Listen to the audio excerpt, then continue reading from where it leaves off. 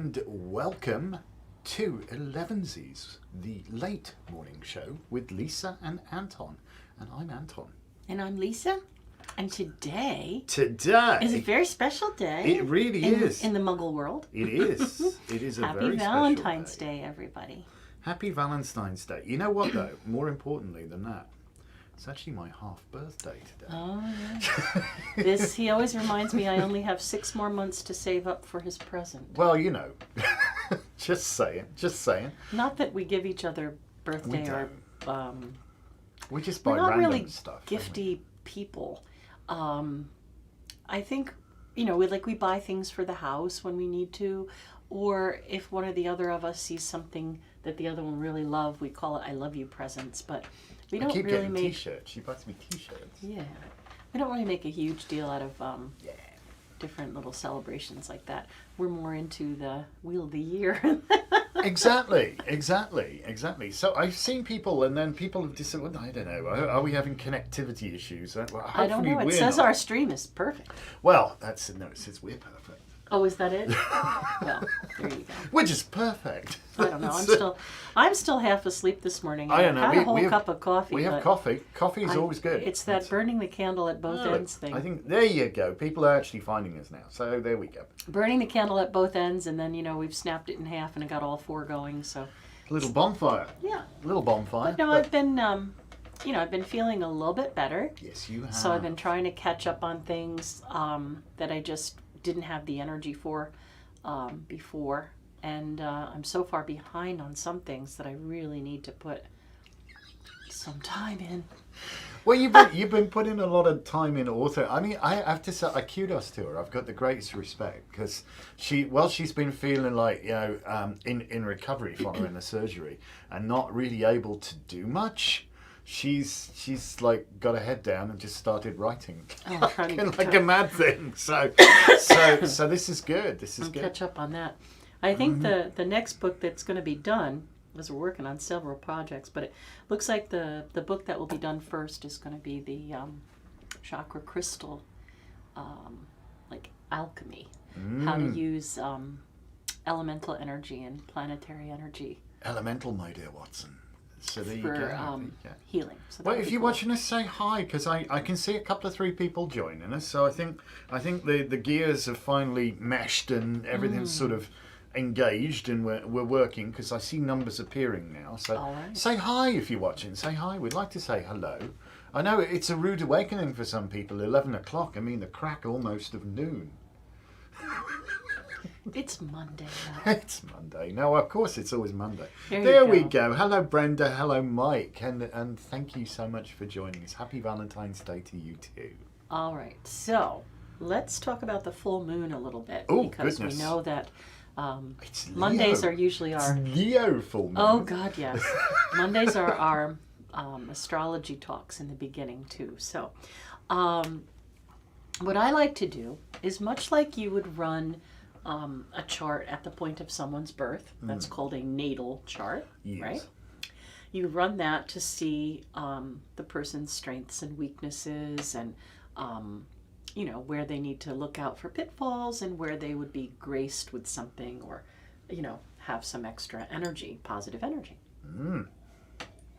Oh, look.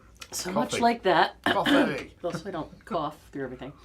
Much like that, when we have an event like a Sabbath that occurs at 15 degrees in a sign or something like that, or 0 degrees in a sign. Oh, no, that'd be one of the greater ones. So, yeah. Well, the 0. And 0 degrees are the others, yeah. Or when we look for the exact moment of the full moon, we can run a chart for that event. And we can glean... Sparky. Hi, Sparky. We can glean a lot about the event by the astrology of that moment. Now, full moon energy is good the day before, the day of, and the day after. So you got that 3-day wiggle room kind And we've of thing, said that the day before is the waxing moon, where that energy is building to that peak or point. Yes. And then that day you have that carte blanche kind of energy. And the day after, it's waning. So if you were doing healing, you would work the day before to heal the illness, the day of to heal the illness, and the day after to release the illness, right? So you're working on building health, releasing illness. Good morning, Gilda. Good morning, Donna. So the chart for Wednesday's full moon is the Leo full moon. It's all about me. When you run that chart for the time of the full moon, it puts Gemini on the ascendant. So that's the face of it, right? The first house is the face of it. So the sign of Gemini is very communicative, very talkative. Hugely mercurial. Very Mercury, yes. So exactly. Mercury rules the chart of the full moon. Oh, interesting. So Mercury rules the chart of the full moon, and Mercury will give us that energy for communication and creativity. And Leo is also very creative. Well, yes, a little dramatic perhaps, but the actor, aren't So they? that's a very positive thing. So if Wednesday you were looking to publish a paper or publish something or Make a splash, perhaps. Bless you, you're about to sneeze again, yeah. I'm convinced she's allergic to me. I think that's what the issue is. Bless you. Goodness gracious me. I'm so sorry, people. No, you know what it is? What is it? It's a med allergy. It's the meds he's still on, I'm isn't still it? on Hopefully, medication. Another month, couple of months maybe. I took them about 20 minutes ago, and you can see my face is all turning red. Breaking out. And, it's better than being dead, so I'll take it. Well, yeah, I understand that. Hopefully, though, it is kind of a life interruption, but we you do can what get you can you off do. then. I hope. All right. So yes. Anyway, moving back on, Mercurial. Good time to be creative.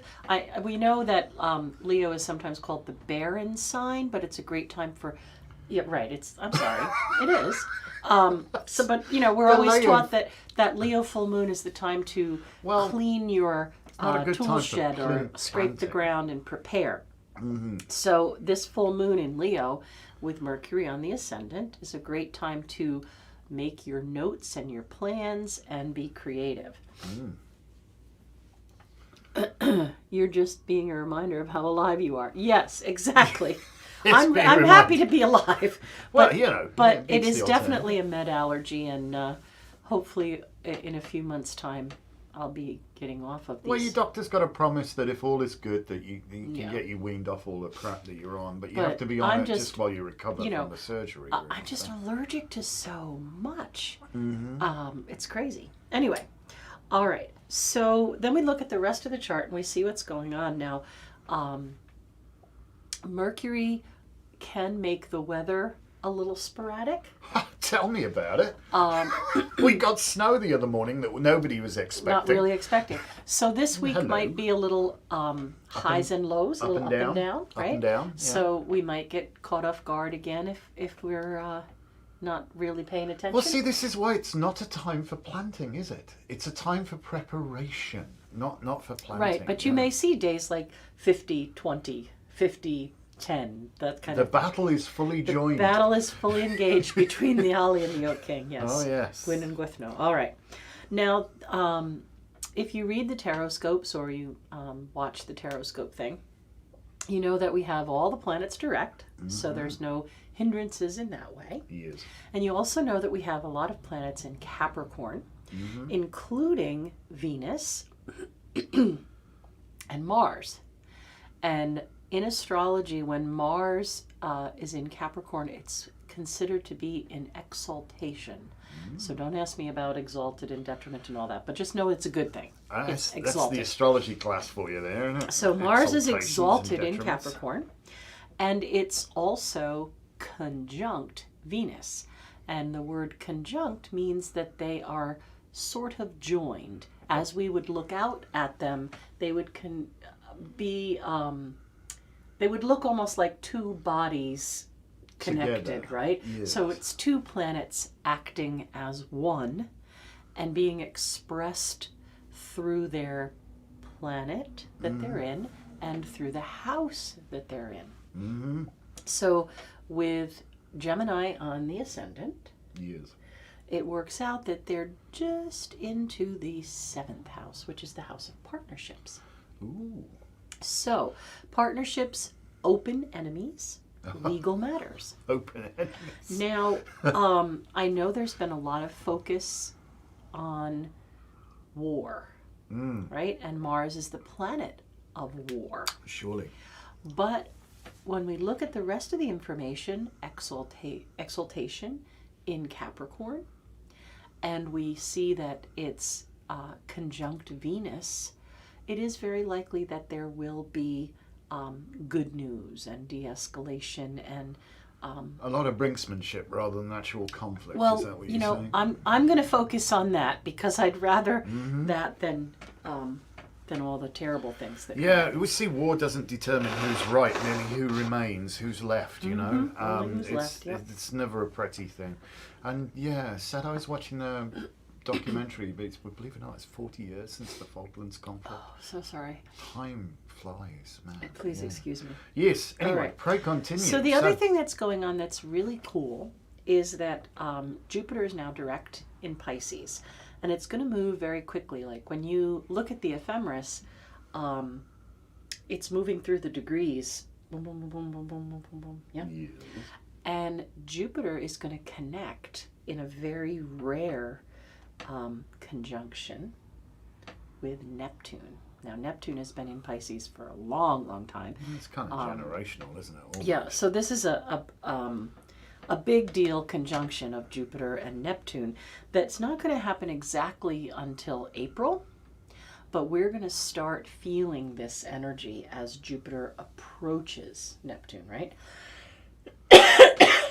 Like we'll feel it by the spring equinox, and I'll write about this in my March Taroscopes, that there's going to be this offer of this expansion and this Jupiter energy. But right now, both Jupiter and Neptune are in Pisces. They're just not close enough to be considered joined. Okay. Right? So this for us gives us a higher octave of communication with the higher self. And what's really interesting is Jupiter was the original ruler of Pisces. Ah, well, there you go. And then when Neptune was discovered, that was assigned to Pisces. Right. And they are both in Pisces.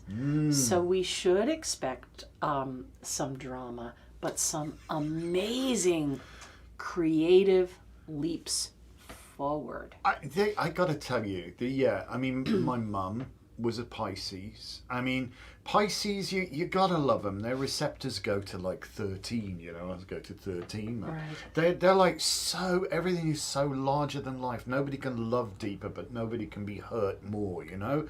They almost have this extremes, but these extremes, I think, is what pushes the envelope. It really does. And you look at ridiculously creative people, and a couple of the Pisceans I know, and even Steve Jobs was Pisces. Right, they're very dramatic. They're just off the... Yeah, he was a drama. He was a drama in a teacup, that man. But without doubt, ridiculously creative. Innovative. Yeah, Ridiculously we're really, creative. I think these next few months, we're going to see some amazing leaps forward. I think there's going to be an opening with... guidelines back to normalcy. Hopefully people can get off their stupid, selfish high horses and follow the guidelines so that we can get back to normal. What about my rights? What about your responsibilities? What about your responsibilities? Let's but talk the about the that. only thing that we have to worry about with Jupiter and Neptune together is overindulgence. Oh. You know, when Jupiter... I'm not given to that. Well, Jupiter offers this expansion, and when Jupiter comes a visitin', we sometimes tend to take too much. Party on a little Yeah, bit. and Neptune Indulge. Neptune has been linked to, like substance abuse, alcohol abuse, dear. overeating, those kind of things. Oh, So dear. if we're not careful, we could gain weight dear. or gain a bad habit during this transit. Oh dear. All right. But then. I think, again, we'll feel that more mid-March and April. Right. But we can see that there's this positive energy coming. So I really, as I had said before, I think February is going to be a very positive month. And I think March and April, spring is going to be wonderful. And I think when May comes, we're really going to see We're some, going to be cooking on gas, are we? well, some secrets told and some revelations here. Brenda ate 2 yogurts. Stay healthy, Brenda. You're okay. Yogurt's good. Yogurt's good. I ate 2 pints of double cream. Is probably not so good. But this is that kind of energy that, I would just say look out for that a little bit. And I'll just check my other notes here. Oh, and see. notes. Because we're supposed to be talking about Valentine's. Well, we are. I can't even say that. Valentine's Day, aren't we? Yes. It's all love and emotions and all that. Right. Fun And then, stuff. Leo is focused on the self. Sorry, but it is. So it's things that you're going to... Just berated. I am permanently berated. Right, Leo rising. I get it. All right. So, yeah, we thought for Valentine's Day we would talk about matters of the heart. And kind of look into things. Right? Emotions are tricky buggers, though, when you think about them. They really are, Emotions are the things that, you think about it, emotive. It moves us. It literally does move us. That motive force is what moves us. And how does it move us? How does it move us? Does it move us to tears? My playing moves you to tears, yes. Or does it move us to a place of joy and wonderful expression? So it's kind of interesting, isn't it? When you think about it. I think that, Ooh, what's that say? hey. Donna's off on her first cruise in April. How about that? Cool. Talk about indulgence. I think that the first part of coping with emotions is becoming aware, right? You want to become aware of what your pleasures are and aware of what your displeasures are. Right? Where your pain and passion lies, where can you draw strength and power and confidence and positive emotions? And where do you get caught by stress and anxiety and worry? And if we think about the chakras, because a lot of us here are healers or aware of the energy centers, heart chakra is definitely heart center. There are 3 upper chakras and 3 lower chakras. And you'll notice in most of your research that heart chakra is given 2 colors, green and pink. I'm wearing green today. And perhaps that is because it does kind of bring this energy of security and physical health and ego and work through that for communicating and understanding and connecting to a higher source. Right. What? I don't know. I'm still getting berated I somehow. didn't say anything to you. It's all in the expression. Anyway, she speaks without words, this woman. so let's first, if we want to deal with it, let's first become aware, right? What can somebody say or do that makes you shrink a little bit, or that makes you kind of suck in your breath? Interesting. And I've been accused of being mean or cold or not understanding when people have been really filled with anxiety or stress. And I think that I've kind of maybe been mistaken for what I'm trying to help them with. I kind of come from the philosophy of we get one life that we're going to remember anyway. We'll debate past life stuff another day. And if you spend that life buried underneath anxiety and worry and stress and resentment and anger and all the negative emotions, you are not living your best life. Oh no.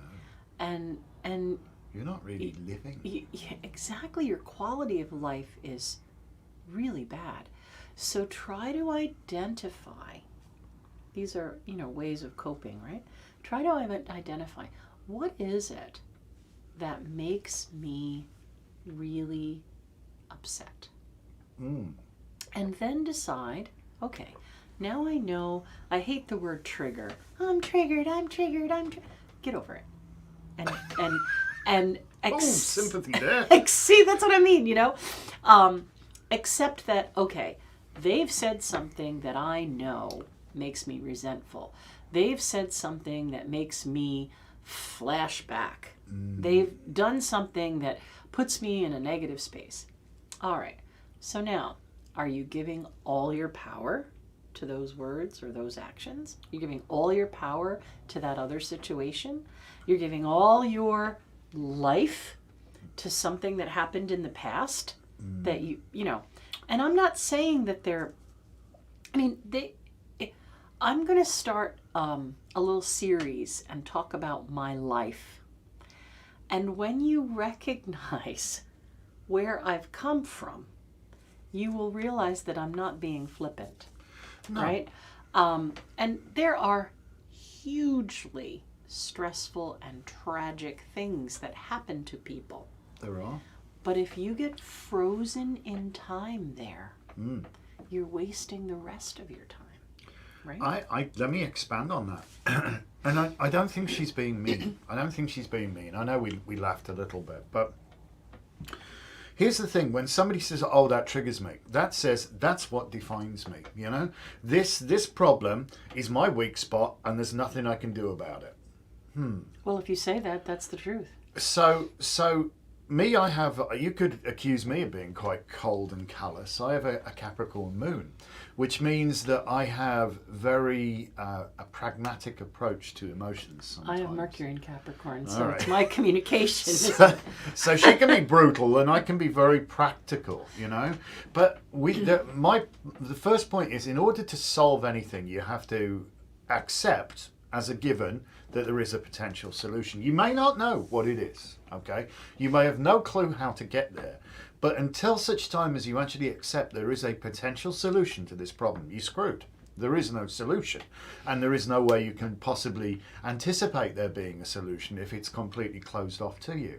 And I think where Lisa and I sometimes take umbrage to certain people is when they just fall back onto their prop of, this is what defines me. This is it. I'm triggered and it's all your fault and everybody needs to make adjustments for me.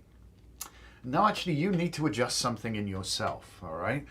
You need to analyze what it is that's causing you to get into that state in the first place. And I'm not trying to belittle. No, God, no, we're situation. trying to help here, actually. We want to help break the cycle. In fact, I posted a meme the other day it was 4 generations, right? So it's the grandfather that says, like, you're stupid. And the father that says, you're not good enough. And then there's like a ziggy line. And the next father says to his son, oh, I love you. That's brilliant. And the little kid is painting. Yep. So that's what we're talking about.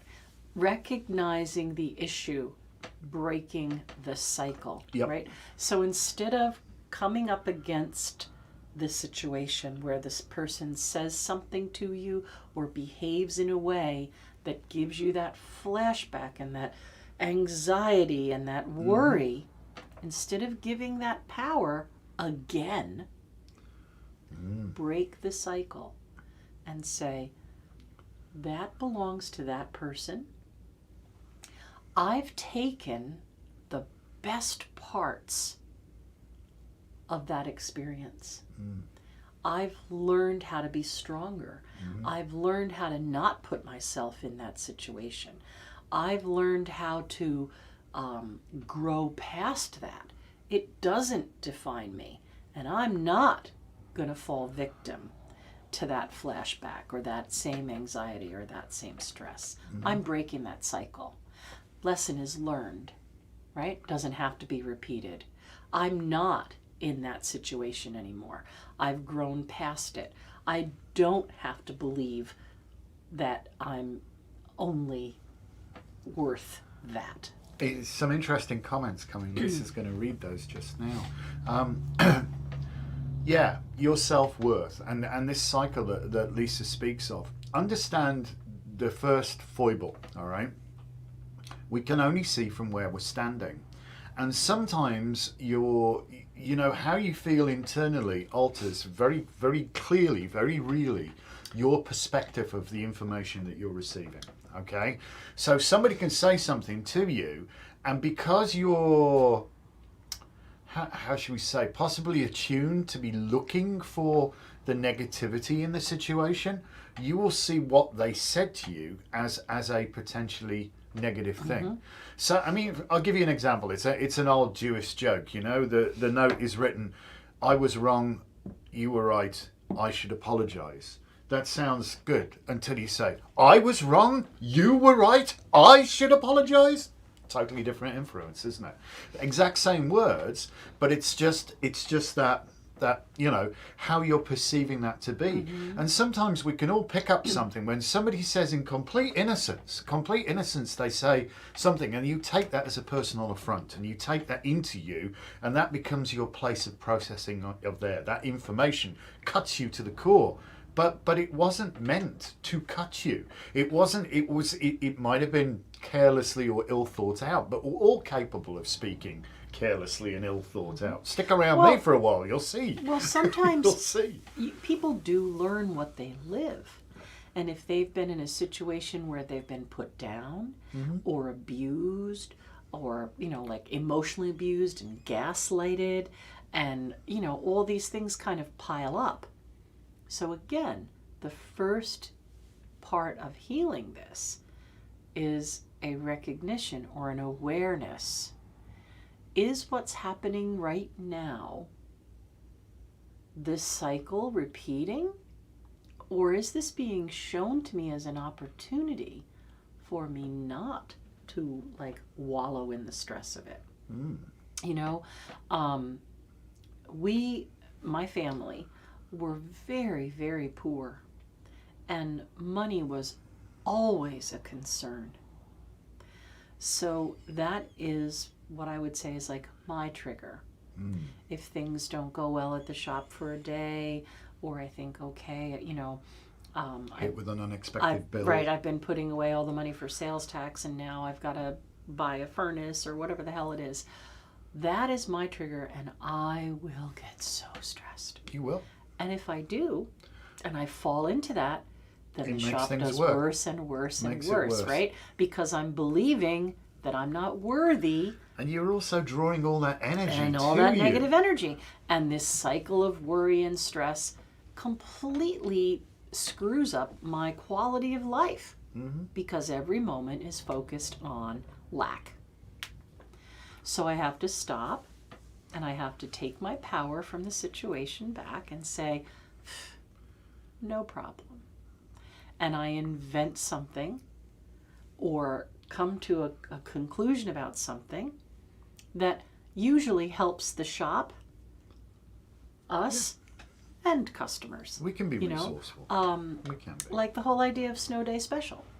Oh my God, we're going to be closed. We're not going to make any money today. That's going to screw up my whole budget, blah, blah, blah. Oh, instead, we'll offer a snow day special. Mm. We'll sell things at cost, but we won't take a 0 day. And wouldn't people love to get 50% off everything in the store? I mean, in the grand scheme of things, just to be... Could I just finish? Yeah, go for it. So look at the difference. Oh my God, we're going to be closed for the day. I'm going to stay home all day. I'm going to be worried all day about money. I'm not going to make any money today. What am I going to do? My budget's all screwed up, blah, blah, blah. It's going to affect my thinking for the rest of the month. Or... I didn't take a 0 day. In fact, we made probably 3 or 4 times the daily take that we would have made, albeit we sold the merchandise at cost, so we didn't really make any profit. But our budget didn't get screwed up, and people get 50% off. They feel good, I feel good, the budget is good. So there's a way to cope, but you have to be aware of what is causing you that stress. And it might very well be something you grew up with. It might be very well a traumatic, tragic, horrible event. You don't have to carry it. Sorry. No, I was going to say the snow day special is honestly, we're no worse off with it if you think about it. I mean, ultimately, if a book we ordered came in damaged, we can't sell it. But we're going to get the money back from the publishers to replace that book. And it's the same with the Snow Day special. Okay, we haven't actually made any money that day, but we didn't lose any either. And what we did, though, however, is turn a potentially negative situation where everybody's fretting about all sorts of things. It's really good. People really look forward to Snow Day specials now. They yomp all over them. They're like, people are really excited about it. So we've got something which is inherently building goodwill and loyalty into our customer base. People like it, they love it, it's a little bit of excitement, it's part of our unique quirkiness. So we've got that, and if you spend money on advertising, you're not going to make anything back from it. Hopefully you will increase your business, but so we're like supporting our advertising at zero cost, if that makes sense, because we're selling for cost, but we're not just blowing money, willy-nilly. It's a way of keeping the flow of abundance going. So yeah, it's a resourceful way of getting around a potentially difficult situation. What I'm trying to say is, become aware. Love that Snow Day. Now you have to decide what I want most. True. Become aware of it. Don't let it own you. Mm-hmm. Own it, right? Another example for me is I have a really overactive, ingrained worry about fire. Oh, hi. Right? When I was a small child of 6 years old, our house burned to the ground. And that's traumatic. Yep. And then the store was also gutted by a fire a couple of years after I opened. So, in fact, one of my close girlfriends said, "Fire? Really? It had to be fire? You couldn't have had a flood or an earthquake or something? It had to be fire?" Because they knew how hard I had worked to deal with that trauma. So it took me a long time. But you know what I did? Is I made friends with that element. I made friends with the fire. I learned to respect its power and harness that energy instead of let it destroy me, right?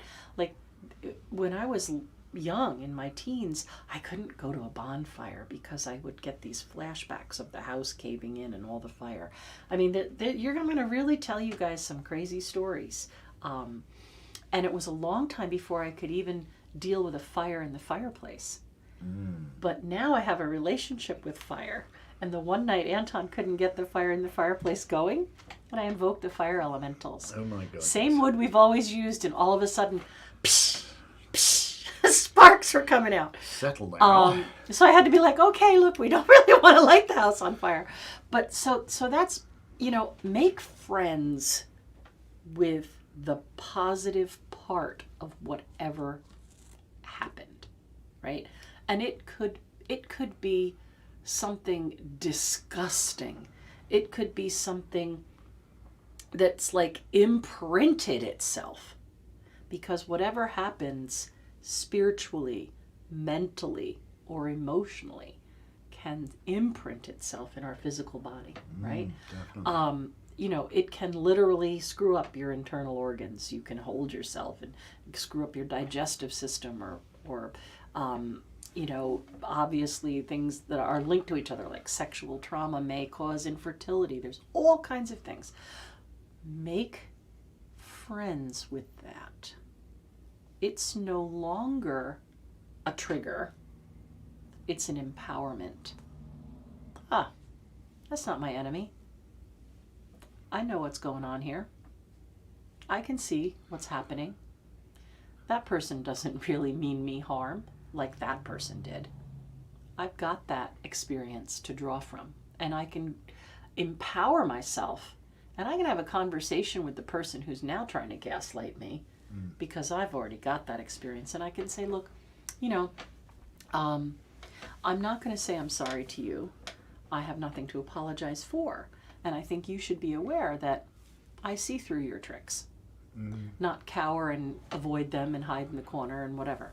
Exactly. You know, I'm not saying about being aggressive and mean and confront them, but I'm saying you're not absorbing that crap for them.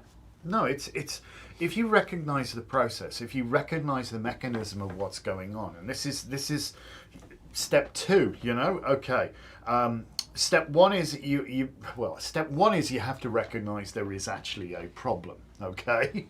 Step 2 is you have to recognize that there is potentially a solution for that problem. Step 3 is to understand the mechanism of that problem. By understanding the mechanism of that problem, you are able to work out the solution to that problem. Because until you understand the mechanism, until you understand exactly what is going on, you will never fix it. What's broken? If you don't know what's broken, you can't make it work. You just like, you know, instead of resetting the circuit breaker that's gone on your panel, you're just turning everything on and off. Trying to rewire the whole house. Unplugging everything, you know, turning the washing machine upside down, you know, or maybe it's the water. No, it's, you know, you've actually got to get in there and figure out what it is that's doing the issue. And getting to know yourself is one of the hardest things that anybody ever does. I mean, this is what we tell people when they join us and we you know, act as their hokey tour guides on the Craft of the Wise and what have you. This is a journey into self. This is a journey of self-discovery. And it's arduous because there's some crap in there we just don't vibe to. So not here to belittle. Oh God, no. The person's experience. Empower, right? not belittle. Not saying, oh, you just erase it. Don't think about it. It didn't really happen. Not at all. I'm saying embrace it. Overcome Recognize it. Get past it. Make friends with it. Everything does happen for a reason. So whatever that was is something that we can make into a value, or we can let it be our detriment, right? And make friends with is probably the wrong word. Be completely familiar with it. I think embrace it. Well, embrace it, recognize it, but don't allow it to define you. Understand its mechanism and what it is, why it is you are feeling what you're feeling. And I think if you know that, if you understand the root cause of your emotions, if you understand where they're coming from, it's no longer the tail wagging the dog, you know? And I think that's the key. Right. Well, I'm saying, like, if something traumatic happened, what can you take from that experience to help yourself and someone else? Yep. Right? Because if you can help someone else, then you've really gotten past, broken that cycle. Isn't that the most powerful way of actually dealing with your own issues, is to help somebody deal with theirs? That might sound really crazy. I'm not talking about being a Job comforter and, oh my God, yeah, you're right, this is absolute crap, let's just go and get a bottle of scotch and drink ourselves into oblivion. No, I'm not talking about that. I'm talking about sitting somebody down, cup of tea and say, all right, let's figure this out, right. You know?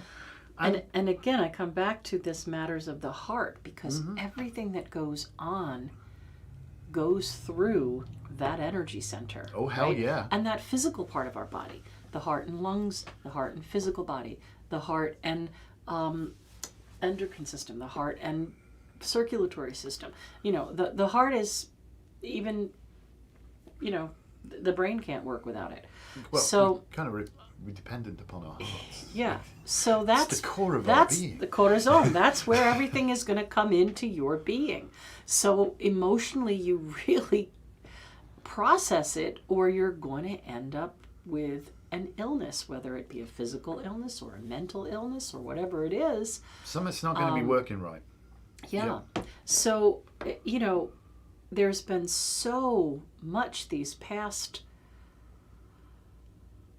really 6 years, but especially the past 3 years. Been bad time with, for all, yeah.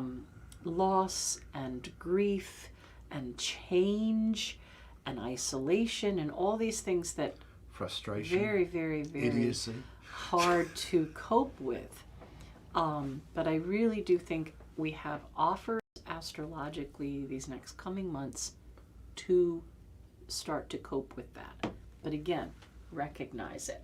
Right. Become aware of it. Right? I am stuck here. I cannot cope with this. I cannot believe this has happened. I cannot believe there has been this loss, or I cannot believe this person is no longer in my life, or I cannot believe my life has changed so much. That's denial, isn't it? Right? I do You not believe have it. to believe it because it is real, but how you deal with it helps you to have your life back, right? I mean, some people, everyone processes grief differently. True. Very much so. I really loved the little saying that the depth of the grief shows the depth of the love, right? Could That do. the more you were connected to that person, or the more that you loved that animal or whatever it is that you've lost, the more love there was, the grief is going to be in balance with that. So give yourself some time. But again, what strengths came from that relationship? What did you learn from that relationship? How can you honor that relationship? And how can you help someone else cope with a familiar situation? And then you start that healing process. But if you just, lay there wallowing in the loss, that's what your experience is going to be, the loss. And you're not really honoring the person or the pet or the situation. True that. Honoring yourself is probably one of the hardest things to do. We're far more powerful than we give ourselves credit for. We can move mountains. We can do it. Every single person on earth is capable of the most incredible acts of love or the most heinous acts of disgusting vileness, for want of a better word. Every single one of us, we have that potential within us. Learning to operate yourself, learning to understand the mechanisms of yourself is one of the biggest challenges, and I'll be honest, I get too frustrated, I get angry. But I mean, the whole time I was going through my military service I struggle with my physical fitness, and it was the only way I could overcome, You learn what you live, right? And something I needed to overcome, it was the only way. If I needed to get over that wall, I had to get angry to get over the wall, if I needed to run when I felt like just, coughing and puking my lungs up, I had to get angry to do that. And so my go-to to push myself beyond has become this innate sort of aggression and anger. And it doesn't always serve me in every situation. I get angry about things I shouldn't be getting angry about. So I have to have a quiet word with myself. You've been programmed in one way, you've learned what you live, and now you have to reprogram yourself, right? Right. So you don't have to be angry to cope with something now. In fact, doesn't solve it. Right. In fact, as a more spiritual outlook, you're learning to fix things by coming from a place of love. So that's a big accomplishment. You can think a lot clearer when you're not in a state of frustration. Mm-hmm. You really can. When you take a break, when you just chill for a second, and step back and woosah, things suddenly become clearer when you haven't got that fog of frustration around you. So you can think your way clearer out of that. And it amazes me sometimes when I've gotten so frustrated. Why the F isn't this working? And then I've come back to it. I'm like, you stupid prat. You got a spelling mistake in that word. That's why it's not going to work. And how many times have you looked at it? How many times have you been through that? This is exactly what I'm saying. Your quality of life, you get this blurred vision. Yeah. I'm stuck in past trauma. I'm stuck with past processing. I've gone backwards instead of forwards, right? And again, this is not saying that your situation, we're erasing it, belittling it, oh, he really didn't get sexually abused, or that really didn't happen, or no, it did. It absolutely did. Bloody did. But don't let yourself stop there. Does that define you? Is that it? Is that the end of your you, story? You have to honestly learn to live, right? Mm-hmm. And, you know, I was going to say have to learn to live with it.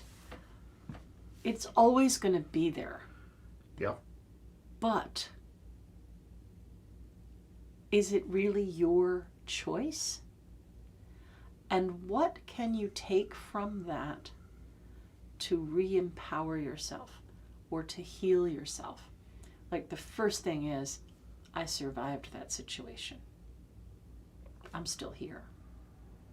It didn't kill me. Right? Now, I know there's a saying, it didn't kill you, it makes you stronger. No, it really does make you weaker. Not necessarily. Right? But you know, but the first thing is, I survived that situation.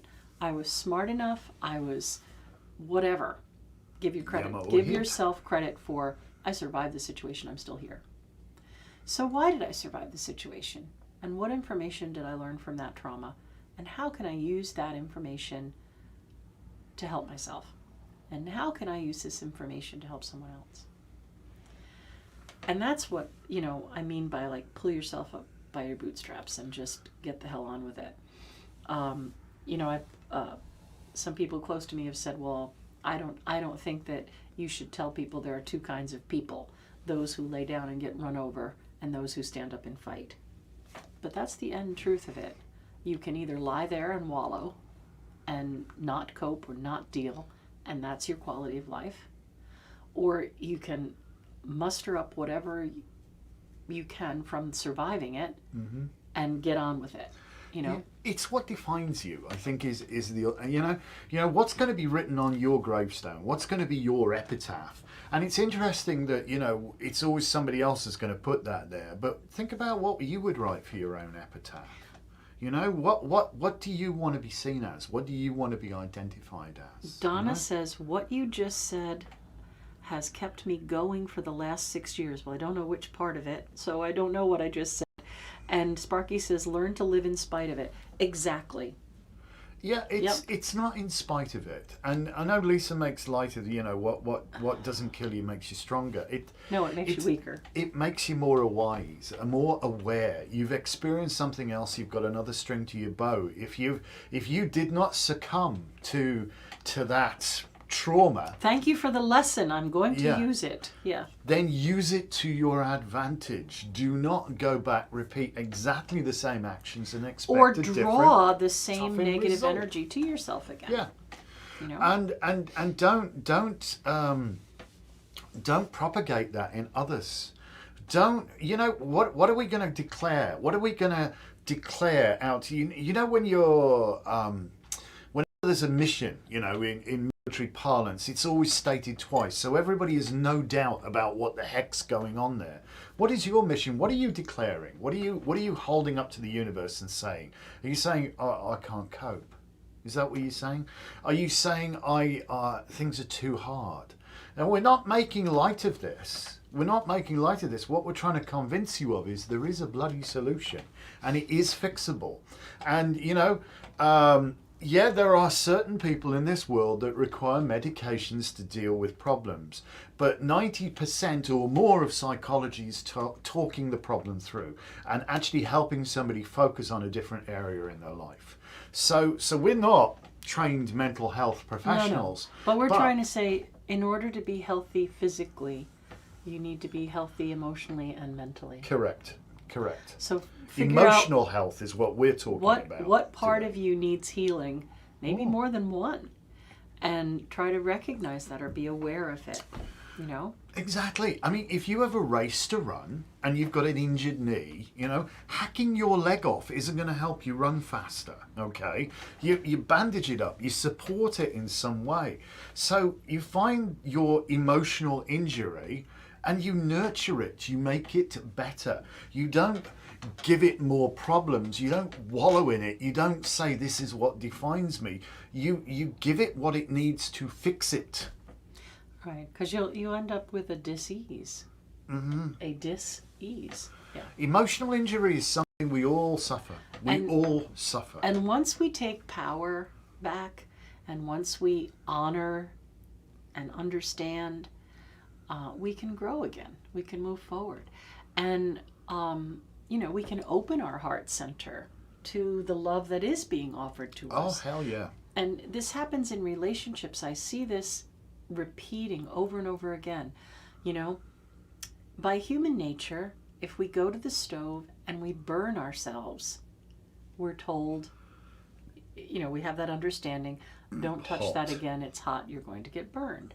So if we have a couple of really bad relationships with people who were not meant for us, but we needed to learn whatever it is, or they needed to express whatever that was, we tend to hold our past against our future. And we think, well, that went so bad. It's almost waiting for the other shoe to drop. So crappy that I'm not going to open myself again. Why would I want to date again? Because that was just so shitty that I'm only going to get shit. Yep, if you say that, that's what's going to happen. So try really hard not to hold your past against your future. True that, yeah. Recognize what that was, Understand what went on there. Right. Like, what happened? Yes, you were the other person, and it's really hard not to take it personally when you're the other person. And you're personally involved. But maybe it wasn't about you at all. At all. Ever You were just the that? facilitator. Sorry that was something you agreed to deal with. Mm-hmm. But you can move past it. You're not stuck there. And it shouldn't be able to block you from ever being happy or from ever being healthy. I think one of the things, certainly for me, as a reader, where I come across, and it's probably by virtue of where we are and what we're doing, I meet a lot of people who are honestly born healers. That is their gig in life, and they have to heal those around them. They cannot not heal. I know that's too many negatives, but they just cannot. To do so would be a denial of their personal truth. They're empathic. They have to bring nature, healing to others. And the trouble with that is quite a lot of them wind up attracted to damaged individuals, because you understand the need to heal comes from the highest, most unconditional love of all. It's a total pouring out of itself. It seeks no recognition. It doesn't even seek a name. It just gives totally of itself. And the trouble is, when that becomes obfuscated and mixed up with a romantic love, you wind up attracted to damaged individuals. And this is not necessarily the basis of a mutually supportive relationship. No, if the other person is broken. And you wind up almost sacrificing yourself on the altar of love, if you will. So recognizing what's going on in that situation is one of the most empowering things I've been able to do for people who've come to me. I'm no love guru, believe me, but people who've come to me, we've been able to dig into the situation and really look at that and say, well, there you go. And when you recognize that mechanism, that recognition of what the hell's going on here, suddenly that's step 3 in the right, you now know. Oh, now I know. And now all the final step is to just apply the corrective input. Okay? So not an instant process. Accept there is a problem. 1. 2. Okay. Be aware of why. No, hold on. 2. Recognize that there is potentially a solution for that problem. Okay. I've seen an awful lot of people fall at that. Feel there's no solution. Where their problem, they recognize they have a problem, but they wallow in that problem. They're stuck in that problem. That problem is what defines them. I am this, I am that. They are abdicating their personal power in there. They're abdicating their ability to, or they're denying their ability to actually fix their problem. All right? We have that ability. We honestly do. If we've got to step 3 and we recognize the mechanism of the problem. And then step 4 is simply applying the corrective input to rectify, and that's it. That's your problem solved. Not an instant process. It's not an instant process. It can be ugly. Right. And I think that, if you look at how long have you been carrying that. Oh, God. Right? Yeah. If you've been carrying it for your whole entire life, it's going to need a bit of work to get there. But owning it in a positive way instead of a negative one is my best advice, right? Owning it and letting it empower you rather than strip you of your quality of life. Exactly. Right? Exactly. That you don't always have to live in fear. You don't always have to live in doubt. You don't always have to have this stress and anxiety. You don't always have to hold all of the negative things that came from that traumatic experience. You can take the quality of life experience from that, be empowered by that. Mm-hmm. Even if the only thing you can do is hold empathy for someone else in a similar situation, it will help you grow past it. So people say triggered. Yeah, and I know we've Well, kind at of least they mocked that a little bit. recognize what triggers them. Hold on a second. What happens, you see, what you've done is you've failed to move past, and you've got to analyse why your problem actually causes your problem, and then you apply your creative input. I mean, it doesn't matter how many times you pull the trigger of the gun if it's not loaded, you know? If you've changed the wiring, if you've removed the wiring from the doorbell so people can't come up and go and press it and push your buttons and wind you up. Yep. Yeah? There you go. You've done the career. Now we're not making trite of this. No, It is but a you can start the process. process by saying, "Ooh, that would have triggered me." So you're I already recognise that. right. You're already taking a step. That situation or those words would have triggered me. But I've come forward from that. I still recognize this is a big issue for me. Mm-hmm. I still hold a lot of pain and suffering and shit from that. But you know what? I recognize it now. I'm not going to get stuck here. That person can do whatever they're going to do. And I would have, in the past, been triggered by that. But now I recognize, I don't have to take you on. I recognise that, you know, especially for me, when I'm getting frustrated and wound up, it's hard to sometimes step outside of that spiral, that almost out of control spiral where I'm getting more and more frustrated. But if I can do that, and I recognise I'm a work in progress. It may be what you might think is a tiny, tiny step, but tiny steps build in a direction. Right? I learn the that you're coping not skills. stuck in that mud and muck and mire of that, right? Mm-hmm. Take a deep breath. Come into your heart center and tell yourself, I am no longer set off by this. Not a victim. I don't have to rewatch that flashback. I know all about it. Mm-hmm. Instead, I'm going to figure out what's going on. I'm going to respond instead of react now. I'm going to respond. Why would you say that to me? What makes you behave like that? How can I help you?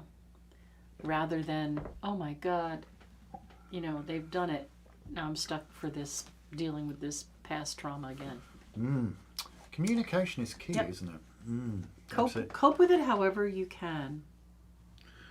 You know, and There's a woodpecker packing on your back door. That's always. Hey, Mike, pay attention to this. Right? But believe me, this is not easy stuff, and it could take a lifetime to work it out. But I think again, awareness of where you're at with it is the first step. Oh yeah. And thinking about wanting the best quality of life for yourself. And I'm not saying you know, greedy wants and all that kind of stuff. I'm saying, where are you at and where do you want to be, right? And how can you set yourself on a positive path towards those goals? Indeed. You know, and if it's letting go of somebody else's baggage, oh my gosh, leave it in lost and found. Oh please. You know? Yeah, we all carry stuff that doesn't belong Hold to your us. past against your future doesn't help with your quality of life either. It becomes self-defeating. And if you can do nothing else, at least do heart center healing work, right? So even if you can't get to your subconscious or conscious or any of those things, even if you can't recognize what's blocking you or whatever, if you have no basis to work from for any of this, but you feel like you're stuck, do heart center meditation.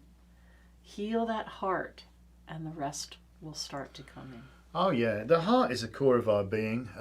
It's our emotional center. It really is heart chakra. Emotions are powerful stuff, and emotions are wonderful things because, if you can't feel pain, you can't feel joy. Yeah. And actually, hate is not the opposite of love. I think apathy is the opposite. Yeah, of doing love. nothing. Fear Absolutely. is a big one too. Fear is. Sparky yeah, says she pretty feels the pa- trigger's positive because it makes her aware.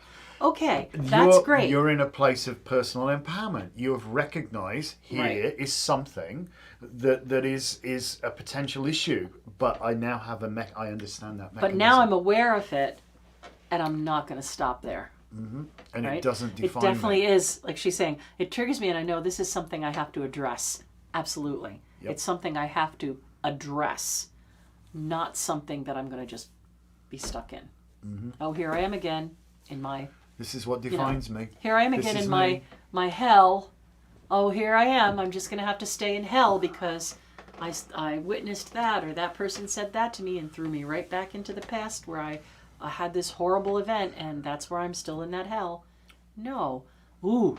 Hold on. That would have really set me off and made me stay in hell for the day. I couldn't have got out of bed. Instead, I recognize this is where I need to have a look. Mm-hmm. Why? Why am I still dealing with this?